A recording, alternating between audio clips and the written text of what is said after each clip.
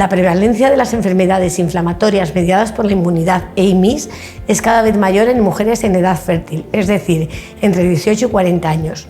Existen pocas dudas acerca de la influencia del estrés sobre la respuesta inmune, por lo que juega un papel muy importante como desencadenante y o agravante de la sintomatología de estas enfermedades. Aprender a manejar el estrés será uno de los aspectos más importantes a considerar para aumentar la calidad de vida del paciente. Al pensar en hechos estresantes siempre acuden a la mente sucesos negativos, sin tener en cuenta que un hecho positivo puede ser igualmente estresante.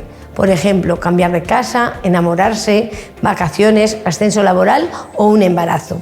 Nuestra decisión de no tener descendencia se ha relacionado fundamentalmente con el miedo a las posibles complicaciones de la enfermedad, transmitir la enfermedad a la descendencia y a los efectos secundarios de los tratamientos. Por tanto, es muy importante estar informada sobre el impacto de la enfermedad en la sexualidad, fertilidad, evolución del embarazo, lactancia, aspectos genéticos y transmisión a la descendencia. Hace unos años se pensaba que el deseo gestacional era incompatible con el tratamiento activo y no solo con un buen control de la enfermedad. A continuación abordaremos el tema para responder a las principales dudas que podemos plantear los pacientes ante el deseo de tener descendencia. Actualmente, gracias al enorme arsenal terapéutico disponible y los estudios en práctica clínica, la gestación, la lactancia, la vacunación del recién nacido, consultas de fertilidad son temas para abordar y dar respuesta desde los equipos multidisciplinares encargados del tratamiento de estas pacientes. ¿Cómo debo planificar mi embarazo si tengo una EIMI? ¿Podré tener un hijo? La fertilidad de los pacientes con una EIMI inactiva o en remisión es igual que la de la población en general, aunque en algunas ocasiones concretas puede estar disminuida, como cuando la enfermedad está activa o existe desnutrición. En el caso de las mujeres con enfermedad de Crohn, especialmente ileal y ileocólica, después de cirugías como la colectomía total e ileostomía, si reciben tratamiento con corticoides, antiinflamatorios no esteroideos o han tenido tratamiento previo con ciclofosfamida. En el caso de los hombres, estar en tratamiento con sulfasalacina. Es importante que el embarazo en una mujer con una EIMI sea en la medida de lo posible programado, eligiendo el momento idóneo, es decir, que la enfermedad esté inactiva, en remisión o bien controlada.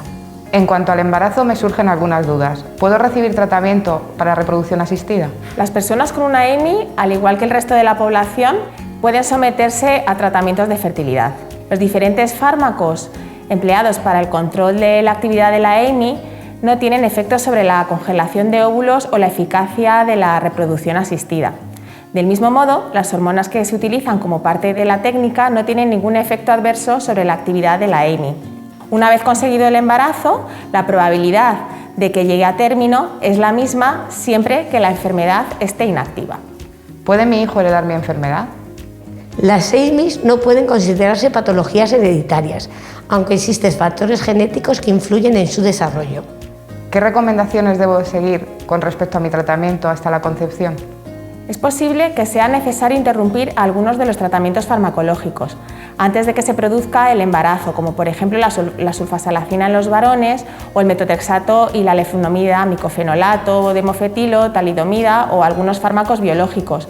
Pero planificándolo con tiempo y correctamente pueden recibirse tratamientos seguros tanto para el paciente como para su hijo. Además, en las mujeres que planifican un embarazo, se recomienda la suplementación diaria con ácido fólico desde al menos 1 o 2 meses previos a la concepción. ¿Cómo puede influir mi EIMI en el desarrollo de mi embarazo? ¿Tendré un bebé sano? En general, podemos considerar que si la mujer se encuentra en remisión de su enfermedad en el momento de la concepción, es muy probable que la gestación transcurra sin complicaciones. La actividad de la enfermedad influye más negativamente sobre el desarrollo del feto que el empleo de la mayor parte de tratamientos farmacológicos empleados para su control.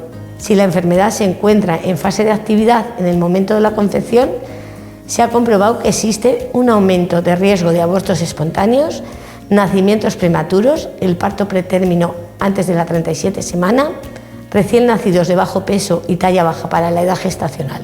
¿Qué tratamientos son seguros durante el embarazo? La mayoría de los tratamientos empleados en las EIMIs son seguros durante todo el embarazo. Sin embargo, algunos de ellos conviene evitarlos en periodos concretos, por ejemplo los corticoides y algunos antibióticos en el primer trimestre, y otros, como el metotrexato o la talidomida, están totalmente contraindicados por ser teratogénicos, y de ahí que deban suspenderse con cierta antelación. ¿Qué pruebas diagnósticas son seguras para el feto? Ecografía y resonancia magnética. Son inocuas y pueden realizarse en cualquier momento de la gestación. La resonancia magnética sin contraste es la técnica de imagen de elección en los 3 trimestres. Técnicas endoscópicas no se aconsejan durante el embarazo. Sin embargo, en caso de necesidad extrema, son consideradas técnicas seguras a realizar en la medida de lo posible en el 2º trimestre del embarazo. Estudios radiológicos con radiaciones ionizantes. Los estudios radiológicos con radiaciones ionizantes están inicialmente contraindicados, salvo si se trata de una situación urgente o de riesgo para la madre y el feto. El periodo de mayor riesgo es aquel en el que se está desarrollando el sistema nervioso central del feto, entre las semanas 10 y 17 de gestación. ¿Puede empeorar mi enfermedad durante el embarazo? La evolución de la EMI durante la gestación puede mejorar, no variar o incluso empeorar.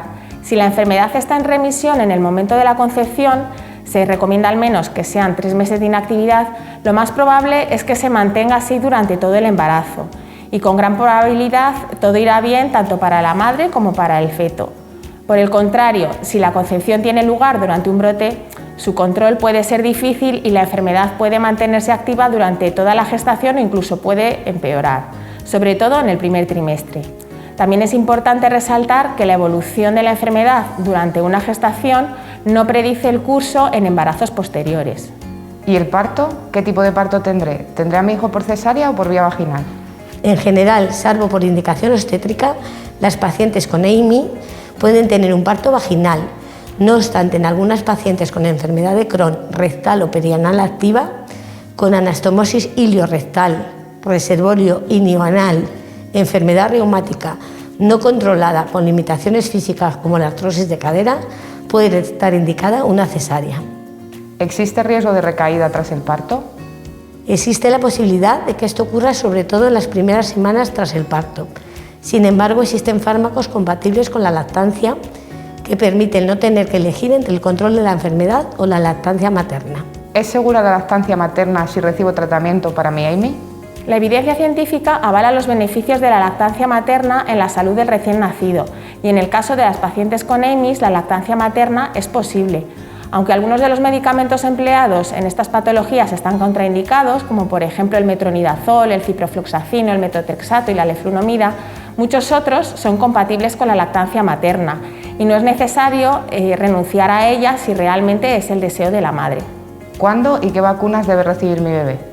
Cuando la madre está expuesta a cualquier terapia biológica durante el 3er trimestre de embarazo, es decir, después de las 27 semanas de gestación, se recomienda evitar en el recién nacido las vacunas vivas o atenuadas, incluida la vacuna del rotavirus, durante los primeros 6 meses de vida.